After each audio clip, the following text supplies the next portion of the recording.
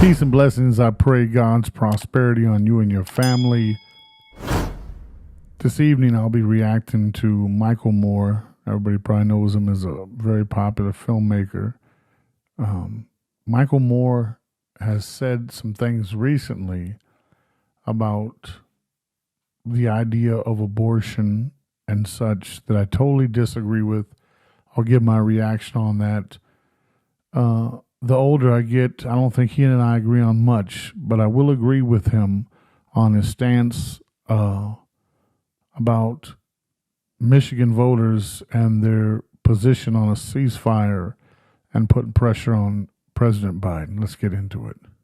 Michigan will be one to watch this November for several reasons. During Tuesday night's Democratic primary, more than 100,000 Michiganders sent a message to President Biden, casting an uncommitted vote in protest of his administration's handling of Israel's war on Gaza. A reminder, in 2020, Biden won Michigan by fewer than 150,000 votes. While he still won Tuesday night's primary, the uncommitted movement does not stop with Michigan and will not until Biden shows that he hears the message being sent. As Joe Nichols puts it in The Nation, the message was blunt. Biden's presidency could hang in the balance if he does not pay attention to voters he needs in November. Joining me now to discuss this is Academy Award-winning filmmaker Michael Moore. He is also part of the group Listen to Michigan, which helped organize the uncommitted push. Michael, it's great to see you again. Thank you so much for making time for us. Earlier this week, you said what Biden is participating in is something that is killing civilians and children. More than 30,000 Palestinians have now been killed in this ongoing war. At this point, does the president stand a chance at winning back some of those or any of those uncommitted voters? Would calling for a ceasefire at this moment be enough? Before I let him get into it, just think about where we are in the world. Humanity is still lost. With all of our technology, all of our civilization, all of our advancements in science, the human heart is still wicked. You know, whether you're arguing race, religion, geography, what excuse do you have to kill people? What excuse do you have to blow babies up? It's sickening. It's disgusting. It's cowardly, right? So let's give this gentleman, this brother Michael Moore, a chance to say his piece. No, but it would go a long way. I can't speak for everybody who voted, obviously. We organized this campaign, Listen to Michigan, Mr. President, please. We organized this in less than 3 weeks. So, I mean, this was the most amazing thing to have happened, to have over 100,000 Michiganders, Democrats, I would say the majority, vast majority of whom voted for Biden in 2020, to come out and vote uncommitted, to send that message to the president that not only must there be a ceasefire now, but that we must stop, as Senator Sanders said earlier today, we must stop sending, we shouldn't send another nickel, is what he said. Let's stop right there. Senator Bernie Sanders, at one time I had a deal of respect for him. You know, I don't understand how people can say they're for human rights and then support the atrocities that's going on in Palestine. I don't understand it. It doesn't make political sense. It doesn't make spiritual sense, morality. It doesn't hit any of these angles. It doesn't address any of these issues, right? I can give you a breakdown, my personal reasons why I believe a lot of this is intentional via power, land, old grudges. But I don't want to give Senator Bernie Sanders and President Joe Biden an excuse. You know, it's easy to throw a rock and hide your hand. And the United States of America has historically been the United States of terror. And that's what we are doing. On the day of judgment, when you were asked before your Creator, whomever you believe to exist in your divine energy and your divine understanding, what answer will you give? Did you speak up for the voiceless, the downtrodden? Were you like Jesus? Were you like Moses? Were you like Muhammad? Were you like Buddha? Who were you like? What would you do in the case if these were your children? So I don't want to give them an excuse.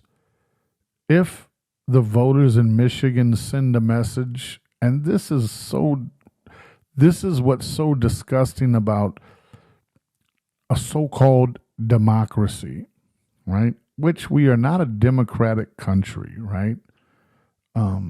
That's a whole nother political science debate. But those of us that live in this country understand that we're not a true democracy. But let's say, for the sake of argument, that we are a true democracy and the majority of the populace wins, which we know that's not the case because we have the Electoral College, right? And that's a whole nother case in itself. Something for those of you who don't know, just footnote. Study that when you get a chance. But for those, let's just for the sake of argument, the populace wins. So whatever the mindset of the people is, whether they're guided or misguided, that is the truth. The truth is based on the opinion of the masses. That's what most laws are. Men of previous generations, their interpretation of morality set down in paperwork, put in framework, enforced by law, and if you don't act accordingly, their morality can kill you, take your children away, sentence you to do jail time, prison time, fines, whatever. So, to my point, Senator and President, for me and like-minded people, you don't get an excuse. You don't get an excuse. You have blood on your hands. In bombs, guns, planes, bullets to Israel until they stop this madness. And I think that is how people felt going to the polls on Tuesday, that we needed to send a strong message.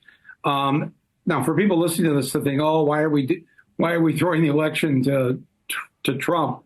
I don't know. One thing I think I feel safe saying is that those who voted uncommitted on Tuesday are not going to vote for Trump. My fear, and the reason why those of us started this campaign, is to basically save Biden from himself, because of what he's done to support this massacre, to fund it, to be the bank for Israel in the slaughter of these people, that he is essentially guaranteeing that thousands and thousands of Americans are going to stay home and not vote on election day because they're not going to vote for Trump.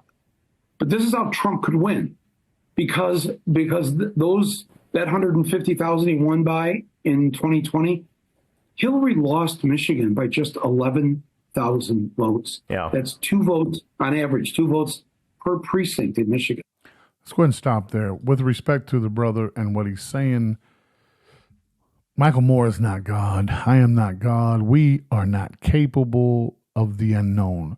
We can study the data. We can have lived for 50 to 70 years to try to see trends, norms, etc. What does that mean?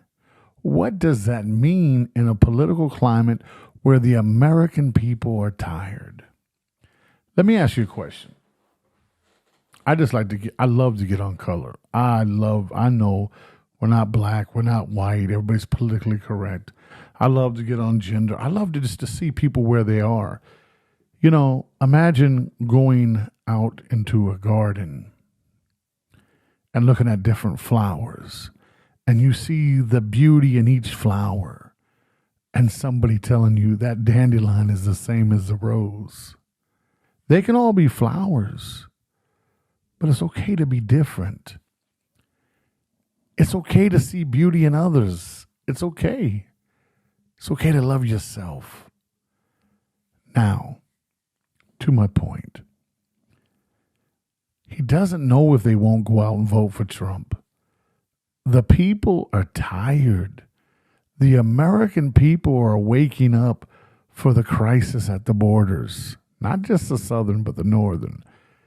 People are starting to ask, what about Americans with the migrants? And I believe people are human. They should have a chance for a better life. Everybody deserves a better life.